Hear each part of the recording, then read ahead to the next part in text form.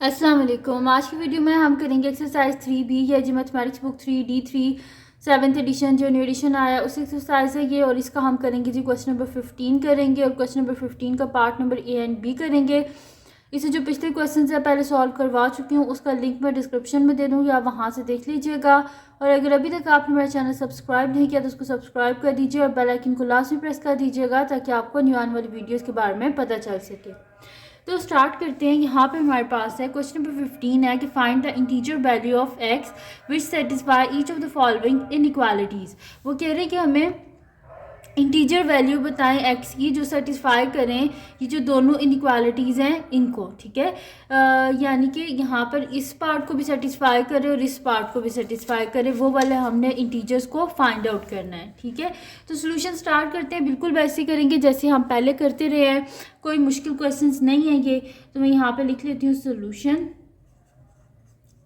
तो मेरे पास है जी गिवन जो इनइक्वालिटी है वो है 3x minus 5 is less than 26 which is less than equals to 4x minus 6। अब हम क्या करेंगे, इसे टू पार्ट्स में स्प्लिट कर लेंगे, यानी कि 3x minus 5 is less than 26 and second part क्या है 26 is less than equals to 4x minus 6। Inequality को कैसे सॉल्व करते हैं, हम वेरिएबल्स को एक साइड पे कर देंगे, कांस्टेंट को एक साइड पे कर देंगे, तो इजीली हम लोग सॉल्व कर सकते हैं इनइक्वालिटी को। तो ये जो कांस्टेंट टर्म है इसको मैं यहाँ से दूसरी साइड पे कर लेती हूँ। मैं इस तरह करूँगी कि 3x माइनस 5 में बोथ साइड पे +5 कर दूँगी, तो ये दोनों हो गया आपस में कैंसिल आउट। तो 3x इज लेस देन 26 में जब 5 को ऐड करेंगे तो मेरे पास क्या आ जाएगा 31। बोथ साइड पे हम क्या कर लेते हैं 3 से डिवाइड कर लेते हैं, 3 और 3 cancel out. x is less then 31 को जब हम 3 से करेंगे तो मेरे पास क्या आ जाएगा 3 10 30, पीछे बचा 1, यानी कि हम इसको लिख सकते हैं ना 10 होल 1/3, ठीक है, ऐसे लिख सकते हैं। या फिर आप इसको अगर पॉइंट्स में फर्दर लेके जाना चाहते हैं तो पॉइंट लिखेंगे, यहाँ पे क्या आ जाएगा 10 आ जाएगा, फिर 3 3 ज़ा 9, फिर 1 आ जाएगा, फिर 10 हो जाएगा, फिर 3 3 ज़ा 9, फिर 1, ठीक है, यानी कि 10.33 इस तरह का हमारे पास ये आ रहा है, सही है। अब कर लेते हैं इस वाली साइड को सॉल्व और देख लेते हैं कि हमारे पास क्या आता है।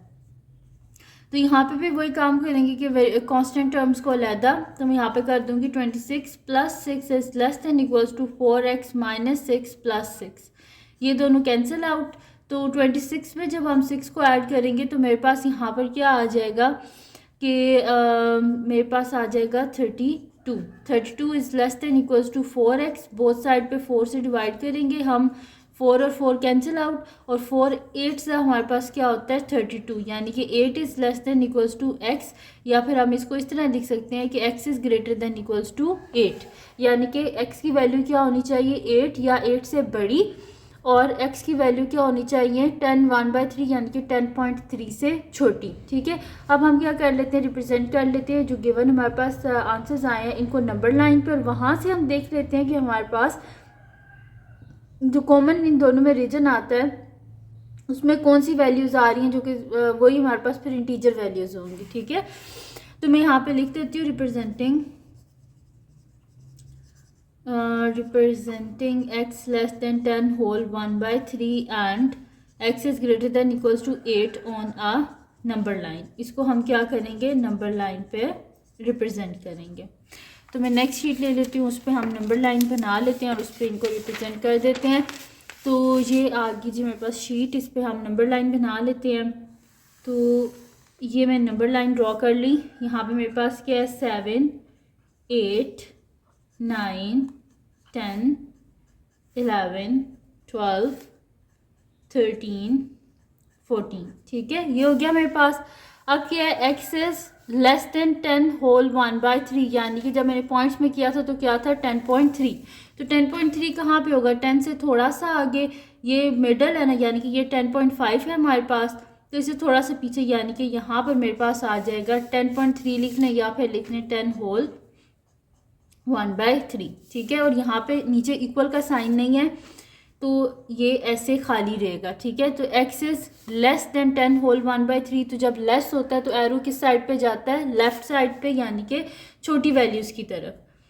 तो यहाँ पे लिखा हुआ है कि हमारे पास क्या होनी चाहिए x की वैल्यू 10 से 10.3 से छोटी, और 10.3 के यहाँ पे लिखा हुआ है x is less than 10 whole 1/3, नीचे इक्वल का साइन नहीं है, इस वजह से मैंने सर्कल को फिल नहीं किया है।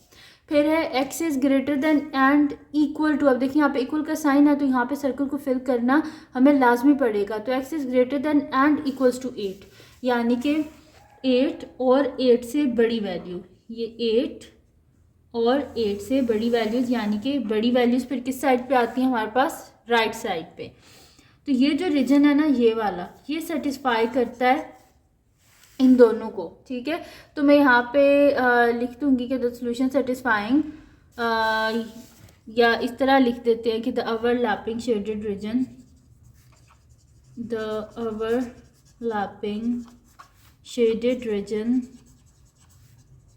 कौन सा रीजन है जिसको हमने शेड किया है यहाँ से, ये जो हमारे पास आंसर आया था ना, इसको हमने शेड किया है, यानी कि हमने इन दोनों को शेड किया है कि x is less than 10 whole 1/3 and x is greater than equals to 8, यानी कि हम यहाँ पे लिख देंगे कि 8 क्या है, वो छोटा है ना, greater than, x is greater than equals to 8 and less than 10 whole 1/3, ये वाला रीजन हमने सारा शेड किया है ना। तो मैंने लिखते the overlapping shaded region satisfying the both, satisfying the inequalities, ठीक है। तो मैंने यहाँ पे लिख दिया कि the overlapping shaded region satisfying the inequalities. अब यहाँ पे मैं लिख देती हूँ कि फिर कौन सी इंटीजर वैल्यूज़ हैं, इसके बीच में कौन से इंटीजर्स आ रहे हैं। एक तो लिखा था x is less than and x is greater than and equals to 8, तो एक तो 8 हो गया, 9 हो गया, 10 हो गया, 10.3 इंक्लूड नहीं होगा क्योंकि यहाँ पे नीचे इक्वल का साइन नहीं था। अगर तो होता तो हम वैसे भी इंटीजर्स में पॉइंट्स वाली वैल्यू तो आती नहीं है, तो यहाँ पे क्या था, 10.3 से छोटी। तो 10.3 से मतलब कि पिछला कौन सा इंटीजर आता है हमारे पास, 10 आता है, यानी कि 8, 9 और 10 हमारे पास आते हैं, ठीक है। तो मैं यहाँ पे लिख देती हूँ the integer values, the integer value of x which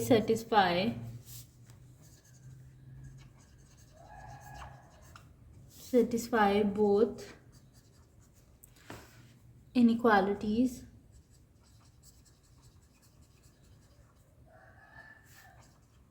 कौन सी हैं वो, 8, 9 एंड 10, ठीक है।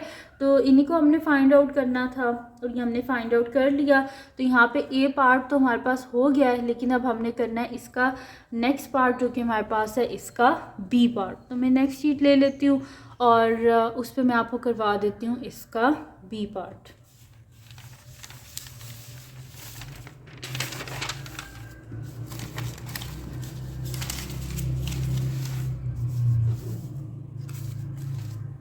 तो बी पार्ट को मैं यहाँ पे लिख लेती हूँ।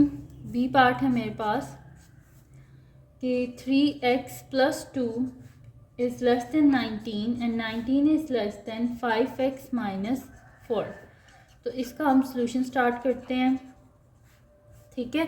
तो मैं लिख लेती हूँ, मेरे पास जो गिवन इनइक्वालिटी है उसको मैं यहाँ पे लिख लेती हूँ और इसका हम सॉल्यूशन जो है वो मतलब कि स्टार्ट करते हैं। कोई मुश्किल के क्वेश्चंस नहीं है, बिल्कुल एक जैसे ही हैं सारे, बस आपने थोड़ा सा इसको ना गौर से पढ़ लेना है बस कि क्वेश्चन में वो क्या क्या रही हैं।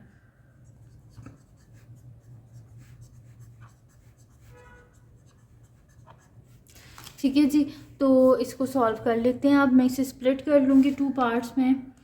3x + 2 is less then 19 and 19 is less then 5x - 4, ठीक है। अब हम इसको सॉल्व करते हैं, हम कांस्टेंट टर्म्स को अलहदा करते हैं। 3x + 2 - 2 इज़ लेस देन 19 - 2, ये दोनों हो गए cancel out. 3x is less then 19 में से 2 गए 17, बोथ साइड पे 3 से डिवाइड कर देते हैं, 3 और 3 cancel out. x is less then 17 को 3 से डिवाइड करते हैं हम, तो हमारे पास क्या आ जाएगा, 3 5 से 15, पीछे बचे 2। तो हम इसे मिक्स नंबर में किस तरह लिखेंगे, हम इसे लिखेंगे 5 होल 2/3, ठीक है। ये आ गया मेरे पास। और अगर इसे आप डेसिमल में लेके जाना चाहते हैं तो पॉइंट लिखें, 20 हो जाएगा। और 3 6 क्या होता है हमारे पास 18, फिर यहाँ से हमारे पास 2 बच के तो यहाँ पर फिर पॉइंट है 20, फिर 3 6 18, ठीक है। तो यहाँ पर ये मेरे पास क्या आ रहा है 5.66, तो हम इसे क्या कर देंगे 5.7, वो करके हम इसको जो है ना इजीली प्लॉट कर लेंगे। तो अब यहाँ पर दूसरी साइड है हमारे पास, इसको सॉल्व कर लेते हैं। यहाँ पे भी वही काम करेंगे, कांस्टेंट्स अलहदा और वेरिएबल्स अलहदा। तो इसके लिए हमें क्या करना पड़ेगा, बोथ साइड पे +4 करना पड़ेगा ताकि यहाँ से कि -4 ख़त्म हो जाए। इस लेस देन 5x - 4 + 4, ये दोनों हो गए कैंसिल आउट। अब यहाँ पे क्या हो गया, 19 में आप 4 को ऐड करें तो आपके पास क्या आ जाएगा 23 इस लेस देन, यहाँ पे क्या आ जाएगा 5x। बोथ साइड पे क्या करेंगे 5 से डिवाइड करेंगे, 5 और 5 कैंसिल आउट, मेरे पास क्या आ जाएगा 23 डिवाइडेड बाय 5।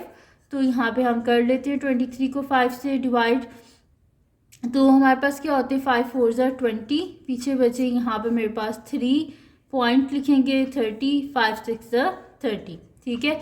तो मेरे पास यहाँ पर क्या आ गया 4.6, तो मैं यहाँ लिख देती हूँ कि 4.6 इज़ लेस देन x, या फिर आप इस तरह भी लिख सकते हैं कि x इज़ ग्रेटर देन 4.6, यानी कि 4.6 से बड़ी वैल्यूज़ और इस साइड पे क्या आएगी हमारे पास 5.6 से छोटी वैल्यूज़, ठीक है। तो अब हम क्या कर देते हैं, रिप्रेजेंट कर देते हैं जो दोनों हमारे पास आंसर्स आए हैं इनको नंबर लाइन पे। तो मैं यहाँ पे लिख देती हूँ रिप्रेजेंटिंग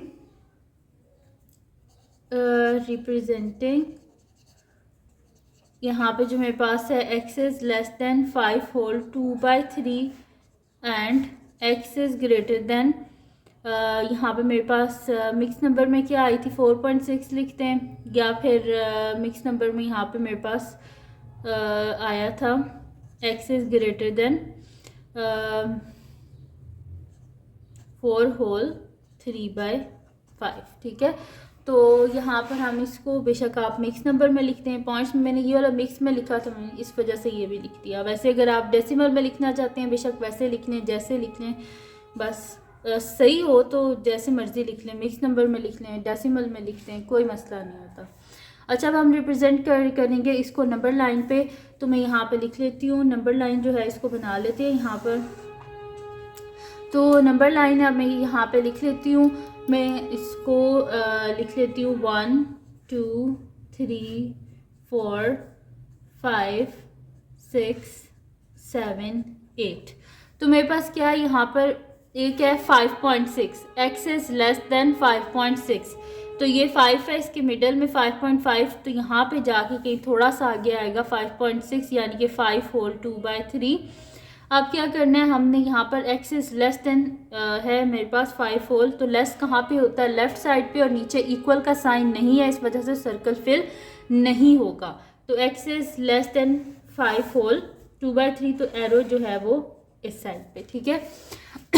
सॉरी, फिर क्या है x is greater than 4 whole 3/5, जो पॉइंट्स में किया था तो 4.6, तो 4.6 कहाँ पे होगा, ये 4 और 5 है बिल्कुल मिडल में 4.5, इसे थोड़ा सा आगे क्या होगा 4.6, यानी कि 4 होल 3/5। तो ये क्या है मेरे पास कि x इज़ ग्रेटर देन, तो ग्रेटर किस साइड पे होता है हमारे पास राइट साइड पे, तो एरो हेड इस साइड पे जाएगा। तो ये मेरे पास आ गया बीच में ओवरलैपिंग जो रीजन है। तो मैं यहाँ पे लिख दूँगी कि ये सेटिस्फाई कर रहा है बोथ इनइक्वालिटीज़ को, और उसके बाद हम देख लेंगे इसमें से कि आंसर मतलब कि कौन से यहाँ पे इंटीजर हैं जो सेटिस्फाई कर रहे हैं बोथ इनइक्वालिटीज़ को, ठीक है। तो यहाँ पे मैं लिख दूँगी कि the overlapping shaded region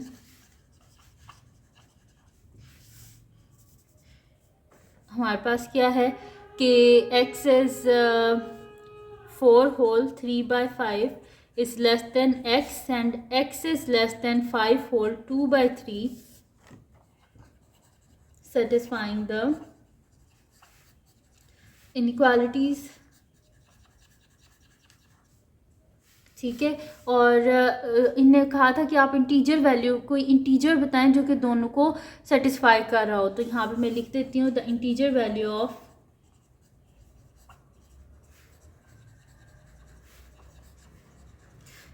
value of x which satisfy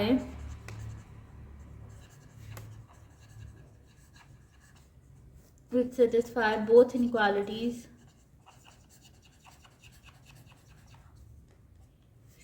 कौन सी है वो हमारे पास? ये देखें कि मिडल में क्या आ रहा है हमारे पास 5 ही आ रहा है, बाकी तो हमारे पास पॉइंट्स में है, तो इंटीजर बीच में यही है, एक ही है 5 है। तो बोथ इनइक्वालिटीज़ को एक इंटीजर है जो सेटिस्फाई कर रहा है, वो है हमारे पास 5। तो यहाँ पर हमारे पास सॉल्व हो गया एक्सरसाइज 3B का क्वेश्चन नंबर 15 का part number A and B। तो अगर ये वीडियो आपके लिए हेल्पफुल हो तो उसको लाइक कीजिएगा, मेरे चैनल को सब्सक्राइब कीजिएगा और बेल आइकन को लाजमी प्रेस कर दीजिएगा ताकि आपको न्यू आने वाली वीडियोस के बारे में पता चल सके। और जो मेरा सेकंड चैनल है जिसके बीच में कुकिंग की, क्राफ्ट्स की, रीडर्स की, ट्रैवलिंग की वीडियोस हैं, उसका लिंक पे डिस्क्रिप्शन में, उसको सब्सक्राइब कर दीजिएगा और अपनी दुआओं में लाजमी याद रखिएगा। अल्लाह हाफ़िज़।